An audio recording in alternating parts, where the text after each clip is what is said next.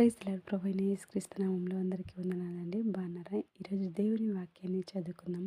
కీర్తన గ్రంథము 27వ కీర్తన 8వ వచనం మనము చదువుకుందాం. నా సన్నిధిని వెదుకుడని నీవు సెలవీయగా, యెహోవా నీ సన్నిధి నేను వెదికెదనని నా హృదయము నీతో అనేను అని ఈ వచనంలో మనము చూడగలం. నిజమే, దావీదు దేవునికి హృదయానుసారుడుగా ఉంటున్నాడు. దేవుని సన్నిధిలో ఎల్లప్పుడూ కనబడే వ్యక్తిగా దావీదును మనము చూడగలం.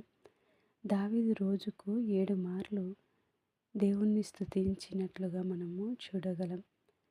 దేవుడు నా సన్నిధికి రామని చెప్పిన వెంటనే దావీదు దేవుని సన్నిధిలో అనగా దేవుని యొక్క ప్రార్థన, దేవునితో సంభాషించడము, దేవుని సన్నిధిలో ఉండడము దావీదుకు ఎంతో ఇష్టమని చెప్పచ్చు. మరి మనము కూడా దావీదు వలె దేవుని సన్నిధిలో ఉండేవారిగా, దేవునితో ప్రార్థనలో గడిపేవారిగా ఉన్నప్పుడు మనకు దీవెన ఆశీర్వాదాలు కలుగుతాయి. అట్లా ఉండటానికి దేవుడు సహాయం చేయను.